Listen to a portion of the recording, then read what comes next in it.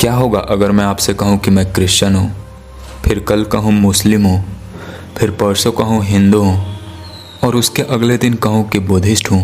तो एक और एग्जांपल लेते हैं। सपोज़ मैं पिछले जन्म में क्रिश्चियन कम्युनिटी से बिलोंग करता था, इस जन्म में हिंदू कम्युनिटी में जन्म लिया हूँ और अगले जन्म में कोई और कम्युनिटी में जन्म लूँ तो क्या वास्तव में मेरा अस्तित्व जो कि शाश्वत आत्मा है वह बदला या फिर सिर्फ मेरे मन के विचार बदले और यह अस्थायी शरीर मनोविकार के अकॉर्डिंग कोई पार्टिकुलर कम्युनिटी में गया? आखिर क्या बदलाव हुआ मेरे में? कुछ नहीं, बल्कि सिर्फ मन के विचार बदले। और मैं मन का विचार नहीं हूँ, क्योंकि मेरा शाश्वत रूप इन सब के परे है। वह स्टिलनेस और साइलेंस की स्टेट में निवास करता है, जहाँ पे कोई विचार अस्तित्व में ही नहीं होते हैं। तो अभी मन के विचारों के साथ क्यों अटकना? इससे मेरा मतलब यह नहीं है कि आप इन सारे डिविजन्स को सिर्फ थॉट समझकर छोड़ दें, क्योंकि देखिए आपका शाश्वत रूप अभी इस द्वैती दुनिया में पधारा हुआ है। इसलिए आपके एक्शंस और डिसीजंस द्वैत के अनुसार ही होना चाहिए, वरना कुछ भी ठीक से नहीं होगा। फॉर एग्जाम्पल, मान लीजिए गली से गुजरते वक्त आपने किसी को एक महिला के साथ बदतमीजी करते हुए देखा, तो उस वक्त क्या आप यह सोचकर एक्शन लेंगे कि दोनों तो सोल हैं जो कि हायर लेवल पे एक हैं, इसलिए उनमें क्या डिफ्रेंशिएट करना? अगर ऐसा सोचकर सब कोई डिसीजन लेने लगे तो यह दुनिया पूरी तरह से बर्बाद हो जाएगी। इसलिए हमें एक्शंस अद्वैत के अनुसार नहीं बल्कि द्वैत के अनुसार लेना चाहिए और इनर एटीट्यूड बस अद्वैत के अनुसार रखना चाहिए। तो क्योंकि आप अभी द्वैती दुनिया में एग्जिस्ट कर रहे हैं, तो इसलिए द्वैती दुनिया में मौजूद इन डिविजन्स में से वैसी अवधारणाओं को अपनाना ही होगा जो आपको अपनी अद्वैत वाली रूप के तरफ ले जाए, वरना आप इधर ही फंसे रह जाएंगे। तो इनमें से उचित चुनाव कौन सा हो सकता है? वैसे यह जानने के लिए तो आजकल के अधिकतम लोगों के माइंड को हेवी फ्लक्स की ज़रूरत है, और यह वीडियो भी इसलिए बनाया गया है जो कि आपको इस क्षेत्र में मौजूद हर एक तरह की माया से निकालने के लिए पर्याप्त है।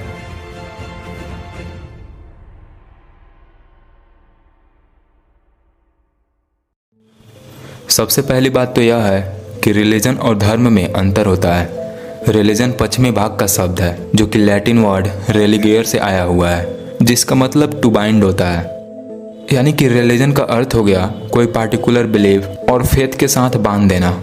यह चुनाव करने की और क्वेश्चन पूछने की स्वतंत्रता नहीं देता, बस पूर्वज कहते थे या लिखा हुआ है तो मान लेना है। दूसरी तरफ धर्म शब्द संस्कृत भाषा के धृ धातु से आया हुआ है, जिसका मतलब टू पोजेज होता है। टू बाइंड और टू पोजेज में जमीन आसमान का अंतर है। एक चुनाव करने का स्वतंत्रता तक नहीं देता, वहीं दूसरा वाला स्वतंत्रता के साथ दो प्रकार की धारण करने योग्य अवधारणाओं में से चुनने को कहता है। कोई भी मनुष्य यह दो प्रकार की अवधारणाओं को धारण कर सकता है, एक उचित और दूसरा अनुचित।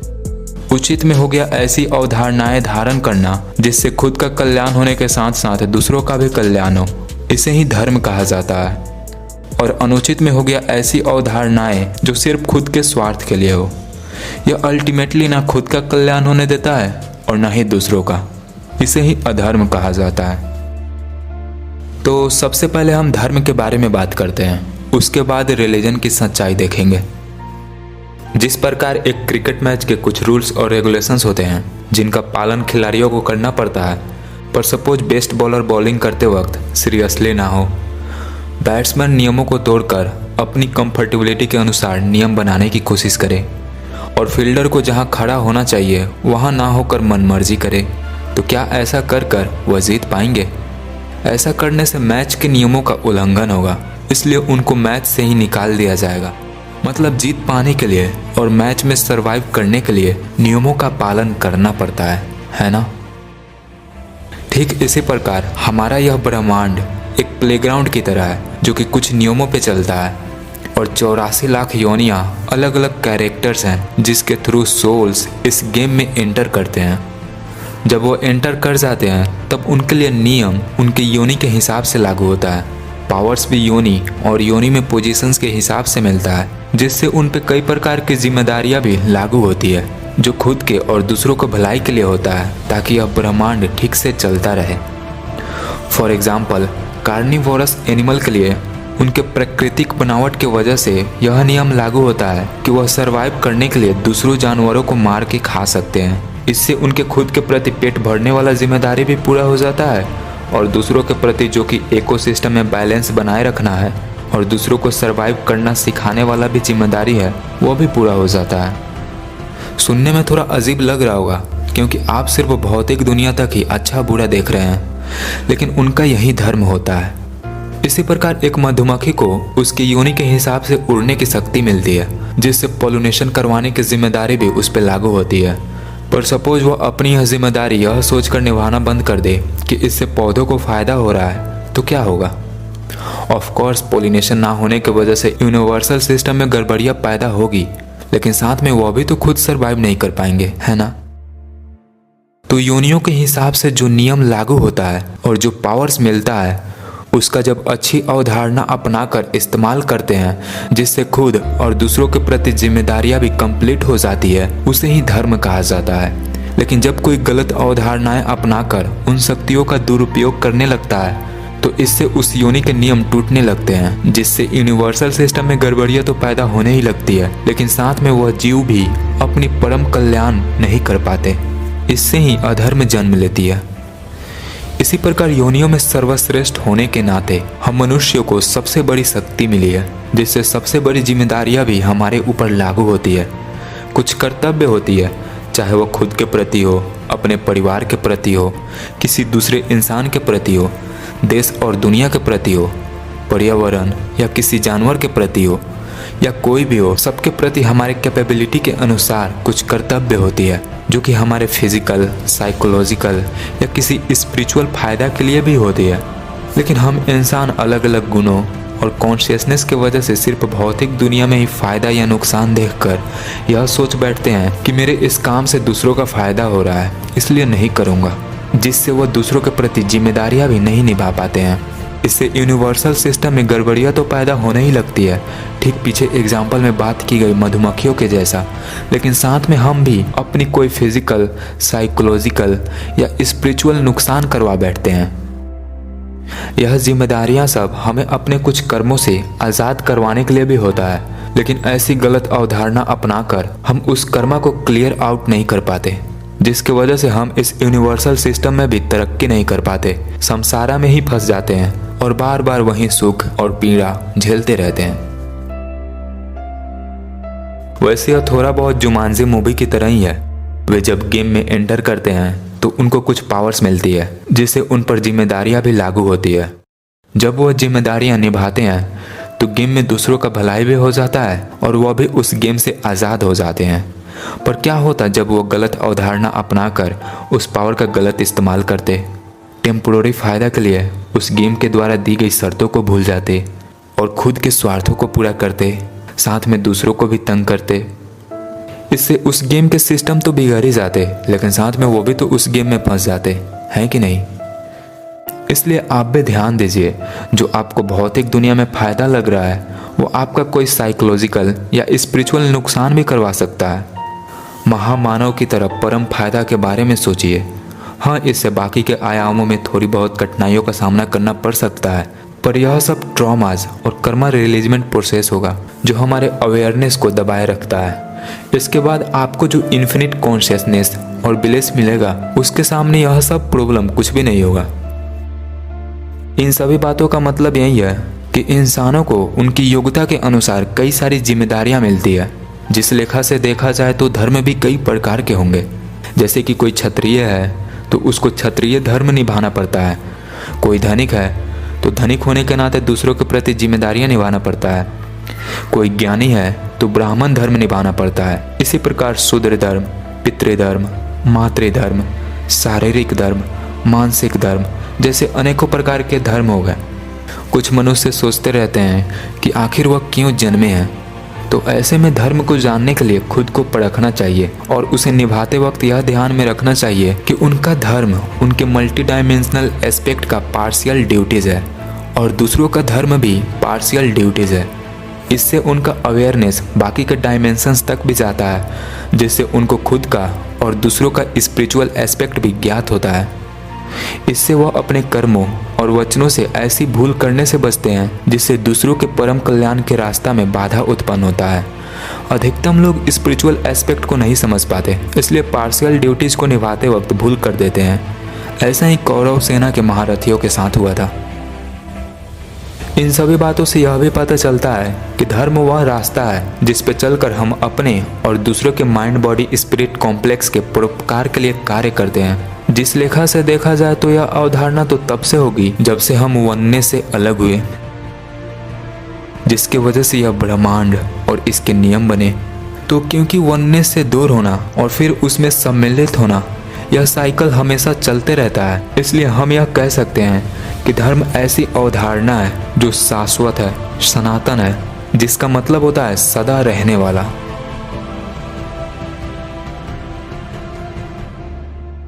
तो अब रिलीजन के बारे में बात करते हैं। आधी से ज़्यादा सच्चाई तो आपको अभी पता चल गई होगी।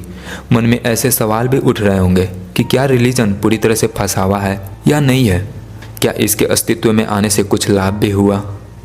ऐसी अनेकों प्रकार की क्वेश्चन का जवाब देने के लिए मैं फैक्ट के बेस्ड पे इतिहास को एज ए स्टोरी के रूप में सुनाने जा रहा हूँ, और अगर वह आपको गलत लगे तो गलत साबित करके दिखा देना। मैं यह वीडियो ही डिलीट कर दूंगा। ओके।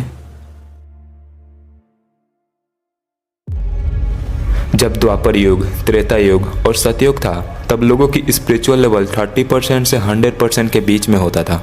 इसलिए वो मानव जीवन के रहस्य को समझते थे, जिसकी वजह से पूरे विश्व में सनातन धर्म था। लेकिन जैसे जैसे युग कलयुग की तरफ ढलता गया, लोगों की स्पिरिचुअल लेवल भी घटती गई।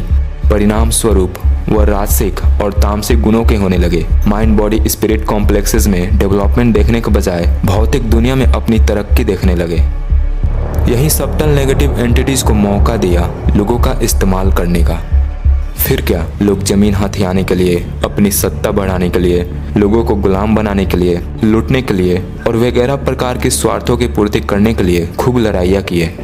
इस प्रकार लोगों की टूट रही एकता और बढ़ रही इच्छाओं से काफ़ी सारी हिस्टोरिकल रिकॉर्ड्स बर्बाद हुए, जिसकी वजह से जगह जगह के लोग परम सत्य से अनभिज्ञ होने लगे। सनातन धर्म का फैलाव घटने लगा। इससे कलयुग के शुरुआती में ही कलयुग के अंत जैसी बर्बादी आ रही थी। इसलिए स्थितियों को देखकर कई सारे महान आत्माएं जन्म लिए और उस परम एक सत्य को साझा किए। लेकिन लोग अपनी बढ़ती हुई राजसिक और तामसिक गुणों के हिसाब से ज्ञान ग्रहण किए और तेरा मेरा वाला भाव बना लिए। यही सब अलग अलग प्रकार के रिलीजन को जन्म दे रहा था। लेकिन क्योंकि उस वक्त एनवायरनमेंट भी नेगेटिव एंटिटीज के द्वारा इन्फिल्ट्रेट किए जा रहे थे, तो इसलिए वे भी इन परिस्थितियों का फायदा उठाएं। सोसाइटी में इन्फिल्ट्रेट करके कई सारे सैटानिक रिचुअल्स बनाए और अपनी भी सैटानिक कल्ट बनाए। बाकी सब रिलीजन्स में जो गलत चीजें जन्म ली, वो लोगों के खराब गुणों के वजह से ली। यह सब उत्तर पश्चिम के देशों में होना शुरू हुआ था। पर जब यह सब हो रहा था, तब भारत नेगेटिव एंटिटीज के इन कामों में बहुत बड़ा बाधा बन रहा था, क्योंकि यह अध्यात्म की मातृभूमि होने के नाते अपनी प्रणालियों और देवदूतों के द्वारा दूसरों देशों के प्रति अपना कर्तव्य निभाकर उनको उचित मार्ग दिखाता था। इससे नेगेटिव एंटिटीज लोगों पर से अपना नियंत्रण खोते थे। लेकिन क्योंकि लोगों में फिर से पर्सनालिटी डिफेक्ट उत्पन्न हो जाता था, तो फिर वे कंट्रोल गेन कर लेते थे। इस प्रकार यह अच्छाइयों और बुराइयों के बीच लड़ाइयाँ काफ़ी टाइम चली, जिसकी वजह से बार बार अखंड भारत का निर्माण होता था और टूटता था। लेकिन क्योंकि कलयुग से ग्रस्त होकर लोग अपनी बढ़ती हुई राजसिक और तामसिक गुणों को नहीं रोक पाए, इसलिए भारत भी उनकी मदद करने में विफल रहा। अंत में नेगेटिव एंटिटीज ने इस तरीका को भी ढूंढ लिया कि अगर पूरी दुनिया के लोगों को नियंत्रित करना है, तो पूर्वीय भाग के संस्कृति को डिस्ट्रॉय करके उस स्पिरिचुअल नॉलेज को छुपाना होगा। लोगों के पर्सनालिटी डिफेक्ट का प्रयोग करके वे ऐसा करने में सफल रहे और उस परम एक सत्य को पूरी दुनिया से छिपा लिए, जिसे आज की डेट में ऑकल्टेड नॉलेज कहा जाता है। यह दो प्रकार का होता है। पहला माइनर अरकाना, जिसमें माइक्रो कॉस्मिक स्टेट की रियलिटी पढ़ी जाती है, जो कि इंडिविजुअल कॉन्शियसनेस के साथ डील करती है कि हमारी साइकी कैसे काम करती है, हमारी कॉन्शियसनेस कैसे हमें और एनवायरनमेंट को अफेक्ट करती है। दूसरा प्रकार का हो गया मेजर अरकाना, जिसमें मैक्रो कॉस्मिक स्टेट की रियलिटी पढ़ी जाती है। इसमें पढ़ा जाता है कि यूनिवर्सल कॉन्शियसनेस कैसे काम करता है और कैसे यह हमें अफेक्ट करता है। और जो 12 यूनिवर्सल लॉज हैं वो भी इसी मेजर अरकाना के अंतर्गत आता है। तो इसी अकल्टेड नॉलेज को डार्क सोसाइटीज वाले पहले वेस्टर्न लोगों से छुपाना शुरू किए थे। अंत में भारत में घुसपैठ करके यह पूरी दुनिया से ही छुपा लिए। अभी तक इसे सीक्रेट रखने में वो सफल इसलिए रहे हैं क्योंकि कई सारे distractions like entertaining industries, left और right wings, news, indoctrinating educational system, rat race वगैरह प्रकार की ऐसी प्रणालियां बनाकर लोगों को उलझा चुके हैं। इसी के वजह से हमारे बीच मौजूद अनेकता समाप्त नहीं हो रही है। इसे जब अधिकतम लोग समझना शुरू कर देंगे तो हमारे बीच मौजूद हर एक तरह की समस्याएं विलुप्त हो जाएगी। इवन रिलीजन्स की सारी चक्रव्यूह भी दिख जाएगी। तो मैं कुछ पॉइंट आउट कर देता हूँ, ध्यान से सुनिए। उस स्टोरी से हमें यह पता चलता है कि क्योंकि उस वक्त लोगों की स्पिरिचुअल लेवल घट रही थी, जिसकी वजह से एनवायरनमेंट भी नेगेटिव एंटिटीज के द्वारा इन्फिल्ट्रेट की जा रही थी, इसलिए सनातन धर्म का फैलाव घट रहा था, जिसकी वजह से 2 प्रकार के रिलीजन अस्तित्व में आ रहे थे। एक अच्छे जिसमें एसेंशियल कंपोनेंट्स जो कि आध्यात्मिक यात्रा के लिए जरूरी होता है वो नॉन एसेंशियल कंपोनेंट्स के कंपैरिजन में ज़्यादा है, और दूसरे बुरे जिसमें non essential components essential components के कंपैरिजन में ज़्यादा है। इसमें एसेंशियल कंपोनेंट्स बहुत ही कम या ना के बराबर होता है। इससे यह भी पता चलता है कि जिसमें essential components non essential components के कंपैरिजन में ज़्यादा है वो नेगेटिव एंटिटीज़ के द्वारा कम इन्फिल्ट्रेट किए गए हैं, और जिसमें नॉन एसेंशियल कंपोनेंट्स ज़्यादा है वो सबसे ज़्यादा इन्फिल्ट्रेट किए गए हैं। पहले वाले के अस्तित्व में आने से कलयुग के शुरुआती में भयंकर नुकसान को आने से रोका गया। आध्यात्मिक दृष्टिकोण से देखें तो दूसरे वाले का भी आना ज़रूरी था, क्योंकि देखो यह सब तो लोगों के खराब गुणों का ही नतीजा था ना, जिसे वो इग्नोरेंस के वजह से सुधार नहीं रहे थे। इसलिए उनको एक्सपीरियंस से ही सीखने संवरने के लिए छोड़ दिया गया। खराब गुणों की वजह से किसका फायदा हो सकता है भला। इसलिए आगे चलकर जब यह सब नुकसानदायक रूप ले जिससे उनको कष्ट हो, ताकि वो अपनी गलती देखकर सच्चाई के प्रति जागरूक हो, इसलिए इनका भी आना जरूरी था। और देखो आजकल ऐसी स्थितियां भी बन रही है। परम माता पिता इनको दंडित करना भी शुरू कर चुके हैं। बस देरी है अधिकतम लोगों के जागरूक होने की। उसके बाद ऐसी अवधारणाएं रखने वाले लोगों से भयंकर टकराव होगा, जिसके बाद सब ठीक हो जाएगा। मतलब कलयुग के शुरुआती से ही इन रिलीजन्स को अस्तित्व में लाकर समय के द्वारा यह प्लानिंग करनी शुरू कर दी गई थी कि कैसे लोगों को कलयुगी सोच से निकालना है। साथ ही उस छोटे से स्टोरी से हमें रिलीजियस कॉन्फ्लिक्ट समाप्त करने का तरीका भी दिखा, जो कि सेकुलरिज्म तो बिल्कुल भी नहीं है, क्योंकि हम सब मनुष्य योनि से बिलोंग करते हैं, जिसके वजह से सबके लिए कॉमन रूल्स और रेगुलेशन लागू होता है। पर यहाँ तो इतने सारे अलग अलग अवधारणाएं रखकर अपने लिए अलग अलग नियम बनाने वाले कम्युनिटीज़ हैं। यह यही दर्शाता है कि कुछ गलत अवधारणाएं रखने वाले भी हैं। इसलिए अगर आप सेकुलरिज्म फॉलो कर रहे हैं तो गलत प्रैक्टिसेस करने की आज़ादी भी दे रहे हैं। यह ऐसा हो गया जैसे मानिए आपके सामने कोई छोटी बड़ी अपराध कर रहा है और आप चुपचाप तमाशा देख रहे हैं, जो कि बिल्कुल भी इंसानी धर्म के खिलाफ है। दूसरे शब्दों में कहूँ तो अपराध को होने देना अपराधी का साथ देने जैसा होता है। एक और बात यह भी है कि आप सेकुलरिज्म को अपनाकर हमारे बीच मौजूद अनेकता को भी नहीं हटा सकते हैं। इससे तो आप खुद अलग अलग अवधारणाओं को फॉलो करने की आज़ादी दे रहे हैं, तो अनेकता कैसे मिट रहा है भला। यह सब और भी ज़्यादा कॉन्फ्लिक्ट और विनाश को बढ़ाता है, क्योंकि गलत अवधारणाएं फॉलो करने वाले जो हैं। हमें यह सब ठीक करने के लिए एक बेहतर तरीका अपनाना होगा, जिसके लिए सबसे पहले तो लोगों को अपनी अपनी राजसिक और तामसिक गुणों से परिचित होने की कोशिश करनी चाहिए। यह देखने की कोशिश करनी चाहिए कि कैसे उनका वह व्यवहार उनको बर्बादी के तरफ ले जा रहा है और कैसे नेगेटिव एंटिटीज़ की स्वार्थों की पूर्ति करने का मौका दे रहा है। इससे उनका सच्चाई के प्रति इग्नोरेंस घटेगा, जिससे वह अकल्टेड नॉलेज को समझने की तरफ अग्रसर होने लगेंगे, मानव जीवन के रहस्य को समझने लगेंगे, जिसके वजह से उनको अलग अलग कम्युनिटीज़ में मौजूद एसेंशियल कंपोनेंट्स और नॉन एसेंशियल कंपोनेंट्स आसानी से दिखने लगेगा। और तब अगर वह अपना कल्याण चाहते हैं तो नॉन एसेंशियल कंपोनेंट्स को छोड़कर एसेंशियल कंपोनेंट्स को अपनाने लगेंगे, जिसके वजह से पूरी दुनिया एकता की तरफ तो बढ़ने ही लगेगी, लेकिन साथ में परम कल्याण भी होने लगेगा। और अगर लोग ऐसा ना किए तो यूनिवर्स का तो यह नियम होता है कि तामसिक गुण या विचार रखने से किसी का भी फायदा नहीं होता है। इसलिए वैसी गुणों की वजह से जब उनको चोट पहुंचेगा तब मजबूरी में उस चोट को ठीक करने के लिए सच्चाई अपनाना ही होगा। बुद्धिमत्ता इसी में है कि अभी सुधरने का मौका दिया जा रहा है तो इस पे काम करे, वरना अंत में जब प्रकृति और पुरुष सुधारने को आई तो बहुत ही दर्दनाक होगा।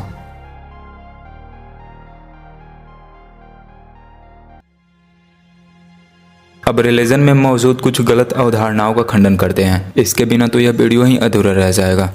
पर जब मैं आपके कम्युनिटीज का नाम लेकर उसके गलत अवधारणाओं का खंडन करूंगा तो आप यह मत समझना कि मैं आपके प्रति नफरत उगल रहा हूँ।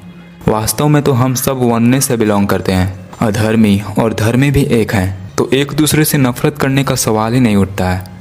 असल में हमारे अंतःकरण के गहराइयों में सबके लिए प्रेम होता है। जो व्यक्ति उसे रियलाइज कर लेता है वह सबको अपने के रूप में देखता है। इसलिए जब कोई गलत करता हुआ दिखाई देता है तो उस प्रेम को निभाने के लिए, उसके बेनिफिट के लिए उसे रोकना जरूरी हो जाता है। जब वह ना मानता है तब वह दूसरों कईयों का भी विनाश करने लगता है। इस केस में बाकी सब के लिए भी प्रेम का कर्तव्य निभाना जरूरी हो जाता है, जिसकी वजह से कईयों के प्रति कर्तव्य निभाने के लिए, कईयों के फायदा के लिए उस एक व्यक्ति को खत्म कर देना जरूरी हो जाता है। इसका मतलब यही है कि हमें सबके लिए अपने इनर एटीट्यूड में प्रेम रखना चाहिए और एक संस द्वैत या बोले तो अपने धर्म और कर्तव्यों के अनुसार लेना चाहिए। तो अभी मैं ऐसा ही करने वाला हूँ। कम्युनिटीज़ में बुराइयाँ हैं तो मैं उसे पॉइंट आउट करूँगा, लेकिन इसके पीछे भी आपके लिए मेरा प्रेम छुपा होगा। क्योंकि देखो, अटैचमेंट और लव में अंतर होता है। जब हम किसी चीज़ से अटैच्ड होते हैं तो उसके बारे में बुरा सुनते ही गुस्सा हो जाते हैं, फिर बातों से या फिर हाथों से डिफेंड करने लगते हैं। लेकिन वही जब किसी चीज़ के प्रति प्यार होता है तो उसके बारे में बुरा सुनते ही डिफेंसिव नहीं होते हैं, बल्कि खामियां होती है तो उसको एक्सेप्ट करते हैं और उसको दूर करके उस चीज़ को और भी बेहतर बनाने की कोशिश करते हैं। यही तो होता है असली प्यार का मतलब, है कि नहीं? तो इसलिए अगर आपकी कम्युनिटीज़ में खामियां हैं और कोई दूसरा उसको पॉइंट आउट कर रहा है तो यह सुनने के बाद प्राइमरी रिएक्शन डिफेंसिव मत रखो। अगर वाकई में अपने कम्युनिटी से प्रेम करते हो तो उस खामिया को एक्सेप्ट करके उसे बेहतर बनाओ, और अगर सामूहिक तौर से बेहतर नहीं बना सकते तो बेहतर चुनाव कीजिए। तो आई होप आगे बोलते वक्त आप मेरे शब्दों के पीछे छिपे हुए प्रेम को देख पाएँ और यह समझ पाएँ कि बुरा बोलने वालों में से सभी नफरत करने वाले ही नहीं होते हैं, बल्कि कुछ हमारे कल्याण के लिए भी बोलते हैं। वरना अगर आप यह ना भी देख पाएँ और समझ पाएँ और मुझे ही क्रिटिसाइज करने लगे तो क्या? मुझे इससे कोई फ़र्क नहीं पड़ेगा और ना ही ऐसा करके आप मुझे रोक पाओगे और ना ही मेरा कुछ बिगाड़ पाओगे। जो भी होगा वो आपके साथ होगा, क्योंकि चुनाव करने के बाद उस रास्ता पे तो आप ही चलने वाले हो। मैं तो सिर्फ अपनी जिम्मेदारी निभाकर वार्निंग देने आया हूँ, जो कि अभी थोड़ी देर में क्लियर हो जाएगा। इसलिए ध्यान से चुनाव करना। खामियां सुन के आप ट्रिगर ना हो, जिसके वजह से आपके अंदर की शांति भंग ना हो। उसके लिए मैं खामियां भी पोलाइटली ही बताऊंगा ताकि आप शांत मन से समझ पाएं। तो शुरू करते हैं। कल्ट ग्रुप में भी कुछ ना कुछ नॉलेजेबल बातें जानने को मिल जाती है, इसलिए इसके आधारित हम यह आसानी से कह सकते हैं कि सभी रिलीजन में कुछ ना कुछ सच्चाइयाँ हैं। पर कितना वह ट्रूथ को अपने अंदर होल्ड करता है, उससे ही उसका अपर लोअर पोजीशन डिसाइड होता है। ध्यान रहे, हमने वीडियो के शुरुआती में ही द्वैत और अद्वैत के बीच के रिलेशन के बारे में बात किया था। इसलिए हमें उच्च और नीच को डिसाइड करना जरूरी है, वरना कुछ भी ठीक से नहीं होगा। तो जब मैं ऐसा करूँगा तो मुझे गलत मत समझना, ठीक? आजकल के लोग तो बिना उस परम सत्य को जाने या समझे ही अपने कम्युनिटीज़ को कोई भी लॉजिक लगाकर ऊपर दिखाने की कोशिश करते हैं, जिससे कई प्रकार की अशांतियाँ जन्म ले रही है। बट आपको यह जान लेना चाहिए कि एक रिलीजन की विशेषताएं इस पर निर्भर करती है कि उसमें एसेंशियल कंपोनेंट्स, यानी कि वो स्पिरिचुअल नॉलेज, जिसे आप ऑकल्टेड नॉलेज भी कह सकते हैं, वह कितना है। इसलिए अगर आप किसी ऐसे रिलीजन को फॉलो कर रहे हैं जिसमें नॉन एसेंशियल कंपोनेंट ज़्यादा है और ऑकल्टेड नॉलेज बहुत ही कम या ना के बराबर है, तो आपको समझ जाना चाहिए कि आप कल्ट को फॉलो कर रहे हैं, क्योंकि यह बात यह दर्शाता है कि आपका रिलीजन नेगेटिव एंटिटीज़ के द्वारा बहुत ज़्यादा इन्फिल्ट्रेट किया जा चुका है। तो अभी बात की गई धर्म के ज्ञानों को मद्देनजर रखते हुए जब आप अब्राहमिक रिलीजन पर रिसर्च करोगे तो आपको पता चलेगा कि इसमें नॉन एसेंशियल कंपोनेंट्स बहुत ही ज़्यादा है और अकल्टेड नॉलेज बहुत ही कम है। इनमें से क्रिश्चियनिटी ज़्यादा ट्रूथ होल्ड करती है। मॉडर्न डे क्रिश्चियनिटी तो पूरी तरह से कल्ट बन चुका है, क्योंकि आजकल गॉड के नाम पे डर भरा जाता है। पर यदि आप इसके पूर्व सिद्धांतों को देखेंगे तो पता चलेगा कि समय के द्वारा बाइबल इसलिए अस्तित्व में लाई गई थी ताकि युग परिवर्तन के दौरान वेस्टर्न साइड में हो रही अपोक्लिप्सिस से लोगों को सावधान किया जा सके, और आजकल बिल्कुल ऐसा ही हो रहा है। और क्योंकि यह बेस चक्रों की तरफ अस्तित्व में आया था, तो इसलिए आप यह भी देख सकते हैं कि यह अकल्टेड नॉलेज की बेसिक नॉलेज को कवर करता है, like arc of the covenant and many more, ताकि कलयुगी माइंड रखने वाले लोगों को, चाहे वो पूर्वीय भाग के हो या पश्चिमी भाग के, उनको हायर ट्रूथ समझने का बेसिक मिल जाए। लेकिन अफसोस की बात यह है कि वे खुद इन बातों को नहीं समझते, क्योंकि मॉडर्न डे क्रिश्चियनिटी इसके बारे में बताती ही नहीं है। आगे रिसर्च करने पे आपको पता चलेगा कि अब्राहमिक रिलीजन के फिलॉसफी में ऐसे रिचुअल्स और कर्म करने को कहे गए हैं जिससे आध्यात्मिक विकास ना होता है। इवन वो अपने रिलीजन की आबादी को गलत तरीके से बढ़ाने की आज़ादी भी देता है, लाइक लॉब जिहाद, जोर ज़बरदस्ती, मारकर या धोखा वगैरह देकर। वे मानते हैं कि यह सब उनके गॉड या अल्लाह करने को कहते हैं, पर उनको यह सोचना चाहिए कि उनके गॉड अल्लाह सच में उनसे प्यार करते हैं तो वह ऐसा कर्म करने को क्यों कहेंगे जिससे उनका आध्यात्मिक रूप से पतन हो। खैर, यह सब उनसे पूछेंगे तो वह स्वीकार नहीं करते हैं, क्योंकि वह कल्चरली इंडोक्ट्रिनेट होते हैं। लेकिन इन सब का सबूत आप इतिहास में झांक कर भी देख सकते हैं, जिसमें मुगल्स गर्दन पे तलवार रखकर कन्वर्ट होने को कहते थे। जो नहीं होता था उसे उसी वक्त मार देते थे। तो वह कई शतकों से अपनी आबादी ऐसे गलत तरीके से बढ़ाते आ रहे हैं, और आज भी वह कई सारे प्रोजेक्ट और मिशन चलाते हैं, जिसकी वजह से भारत में फिर से मुगल शासन लाने के बहुत करीब पहुंच गए हैं। उनको यह समझना होगा कि उनमें पर्सनालिटी डिफेक्ट होने के कारण उनका माइंड नेगेटिव एंटिटीज के द्वारा हाईजेक्ट हो गया है, जिसके वजह से वे इस वास्तविकता को नहीं देख पा रहे हैं कि भारत अध्यात्म की मातृभूमि है, जिसके सिद्धांतों को मिटाने की कोशिश करने का मतलब हो गया ब्रह्मांडीय शक्ति से लड़ना। वरना कैसे वो अपने विनाश की तरफ पहुंच रहे हैं वो मैं आपको बताता हूँ, ध्यान से सुनिए। सबसे पहली बात तो यह है कि इन अवधारणाओं को अपनाने से पतंजलि योग सूत्र का पहला और दूसरा नियम भंग होता है, यानी कि अध्यात्म में प्रोग्रेस नहीं कर पाते। इस प्रकार वो अपने साथ तो अत्याचार करते ही हैं, लेकिन दूसरों को भी चोट पहुंचा देते हैं। इसी प्रकार के कर्मों को अधर्म कहा जाता है, जो कि ब्रह्मांडीय नियम के खिलाफ है। तो भला अधर्म का रास्ता अपनाकर वो कैसे जीत सकते हैं? हाँ, वह सोचते हैं कि अगर हम काफ़ी गुप्त तरीकों से बहुत ही समझदारी से काम करेंगे तो पूरे भारत पर नियंत्रण पा लेंगे, पर इस तरह से वे विफल हो जाएंगे, क्योंकि ग्रेट पावर समझदारी या बुद्धिमत्ता से नहीं आती है, बल्कि यह तो कर्मों और इंटेंशन से आती है। अगर इंटेंशन दूसरों के प्रति प्रेम वाला हो और कर्म सामूहिक कल्याण वाला हो, तो ब्रह्मांड आपके उस मनोस्थिति को भांप लेता है और आपका साथ देने लगता है। और जिसके साथ स्वयं यह ब्रह्मांड हो, उसका कौन क्या बिगाड़ सकता है भला? इसे ही धर्मो रक्षति रक्षिता कहकर हमें बताया गया है, जो कि एक रेशनल इंसान को उसके कम अवेयरनेस के वजह से बकवास लगता है। आप खुद ही सोच कर देखो, जब आप ऑर्गेनाइज की गई मैच में नियमों को तोड़कर जीतने की कोशिश करेंगे तो क्या आपको खेलने दिया जाएगा? इसी प्रकार जब आप ब्रह्मांड के नियमों को तोड़कर इसमें जीतने की कोशिश करेंगे तो वह कैसे आपका साथ दे सकता है? ऐसी अवधारणाएं रखने वाले लोगों को यह जल्द से जल्द समझना होगा कि डार्क सोसाइटीज वाले अपने फायदा के लिए इनको बुरी तरह से फंसा चुके हैं। जल्द से जल्द मैं इसलिए बोल रहा हूँ क्योंकि ब्रह्मांड के द्वारा ऐसे लोगों का विनाश होना शुरू हो गया है। इसलिए तो डार्क फोर्सेस भी 50% से ज़्यादा पॉपुलेशन कम करने में लगी हुई है, और नेचुरल डिजास्टर्स भी लोगों को मौत के घाट उतार रही है। आप खुद चेक करके देख लीजिए कि इन विपत्तियों से कैसी कैसी अवधारणाएं रखने वाले लोग बुरी तरह से प्रभावित हो रहे हैं। आपको पता चलेगा कि मुख्य रूप से वेस्टर्न कंट्रीज की हालत अभी बहुत खराब है। लेकिन क्यों? क्योंकि उधर के लोग सनातन धर्म को फॉलो नहीं करते। भारत के साइड बहुत लोग करते हैं, इसलिए इधर थोड़ा बहुत पॉजिटिव एनर्जी बरकरार है, और साथ ही अब चक्रा के अकॉर्डिंग हायर एनर्जेटिक एरिया है। तो इसके आधारित आप यह भी कह सकते हैं कि यह सभी प्रकार की विपत्तियां आने वाले टाइम में उत्तर पश्चिम देशों को बुरी तरह से प्रभावित करेगी। ऐसा ही भविष्य मालिका में भी लिखा हुआ है। पर क्योंकि भारत में भी गलत अवधारणाएं रखने वाले लोग जन्म ले चुके हैं, इसलिए यह सब पश्चिम देशों से होकर अंत में भारत तक भी आएगा, आना शुरू हो भी गया है।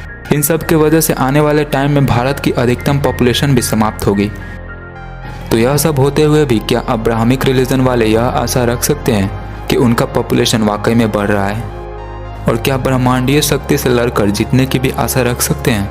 यह सब अज्ञानता और मूर्खता है, और विनाश को यही दोनों बुलाता है।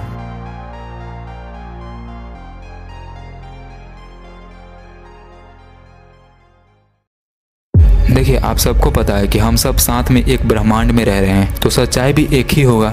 तो क्योंकि सत्ययुग में हम सब हाईली स्पिरिचुअली डेवलप थे, तो हम सब उस परम एक सत्य को अच्छे से देख पाते थे, जिसकी वजह से सभी तरफ सनातन धर्म था। लेकिन वक्त के साथ जैसे जैसे हमारी अवेयरनेस 5 सेंसेस तक सीमित होती गई और राजसिक और तामसिक गुणें बढ़ती गई, वैसे वैसे उस सत्य को हम धुंधले तरीके से देखने लगे, जिसकी वजह से हम धर्म या बोले तो एसेंशियल कंपोनेंट्स को कम अपनाने लगे और ईगो के अकॉर्डिंग नॉन एसेंशियल कंपोनेंट्स को ज़्यादा वैल्यू देने लगे। यही सब कारण बना जिसकी वजह से अलग अलग कम्युनिटीज जन्म ली। अब आपको यह समझना होगा कि सभी रिलीजन में जो थोड़ी मोड़ी सच्चाइयाँ हैं वो उसी एक धर्म या बोले तो परम सत्य का भाग है। मेरा मतलब यह है कि सनातन धर्म के ज्ञान सभी रिलीजन में एग्जिस्ट करता है, लेकिन उस रिलीजन के कलेक्टिव गुणों के अकॉर्डिंग कम और ज़्यादा एग्जिस्ट करता है। जिसमें non essential components essential components से ज़्यादा है, उनके बारे में हमने बात तो कर लिया कि यह उनके कलेक्टिव लोअर कॉन्शियसनेस और हायर डिमेरिट्स के वजह से है। लेकिन जिनमें एसेंशियल कंपोनेंट्स ज़्यादा है लेकिन सीमित है, like Buddhism, Jainism, Shinto, Sikhism and many more, उनको यह बात ध्यान रखना चाहिए कि अगर वे सिर्फ अपने ही कम्युनिटीज़ को पूरे ब्रह्मांड का ही सच समझते हैं, यानी उसे ही सनातन धर्म मानते हैं, तो उसमें एसेंशियल कंपोनेंट्स सीमित क्यों हैं और दूसरे रिलीजन के एसेंशियल कंपोनेंट्स क्यों नहीं है? साथ ही अलग अलग प्रकार के लोगों को मोक्ष तक पहुंचाने के लिए एक ही प्रकार का रास्ता क्यों है? क्या यह अपर्याप्त नहीं होगा? और दूसरी तरफ अगर वे अपने आप को सनातन धर्म से अलग मानते हैं तो उनमें जो लिमिटेड अमाउंट में ट्रूथ है वो भी तो उस परम एक सत्य का ही भाग हुआ ना, तो उसे क्यों रखे हुए हैं, हटा क्यों नहीं देते? इन सभी बातों का मतलब यही है कि यह सब लिमिटेड अवेयरनेस और डिमेरिट्स का खेल है। अब जरा आप हिंदू धर्म को ऑब्जर्व करिए, आपको पता चलेगा कि इसमें सबसे कुछ अलग बात है, जो यह है कि इसका कोई फाउंडर नहीं है और इसमें इतने सारे ऑकल्टेड नॉलेज यानी कि स्पिरिचुअल नॉलेजेस हैं जो अलग अलग प्रकार के लोगों को मोक्ष तक पहुंचाने के लिए पर्याप्त है। इतना सबूत ही काफ़ी है यह दर्शाने के लिए कि यह सनातन धर्म का ही स्वरूप है, जिस पे युग ढलने के दौरान कई सारे हमले हुए, जिसकी वजह से बहुत सारे इसके नॉलेजेस भी नष्ट हुए, नाम भी बदला, लेकिन कोई भी इसको पूरी तरह से समाप्त नहीं कर पाया। यह सब मैं आपको इसलिए नहीं बोल रहा हूँ क्योंकि मैं इसी कम्युनिटी से बिलोंग करता हूँ, बल्कि आप मानो या ना मानो यही सच्चाई है। वैसे भी मानने या ना मानने से सच्चाई नहीं बदल जाती। हाँ, लेकिन मैं ऐसा भी नहीं कह रहा हूँ कि इस कम्युनिटीज़ के सभी लोग अच्छे होते हैं। कलयुग से तो सभी ग्रस्त हैं और यह तो खुद अपने धर्म के ज्ञान को भी नहीं पढ़ते, तो इसलिए इस कम्युनिटीज़ के भी कुछ लोग अधर्म करते हुए देख जाते हैं। लेकिन उन सबको पॉइंट आउट करके इसमें लिखी गई धर्म के ज्ञानों को तो गलत नहीं कह सकते ना। पर आजकल सोशल मीडियाज़ पे यही सब चल रहा है। यह सब सेंसलेस लड़ाइयाँ हैं जो लोगों के लोअर अवेयरनेस और राजसिक और तामसिक गुणों की वजह से चल रही है। इसलिए जब लोग अपने अपने डिमेरिट्स को पहचान कर उसको दूर करने की कोशिश करेंगे तो यह सब ठीक हो जाएगा।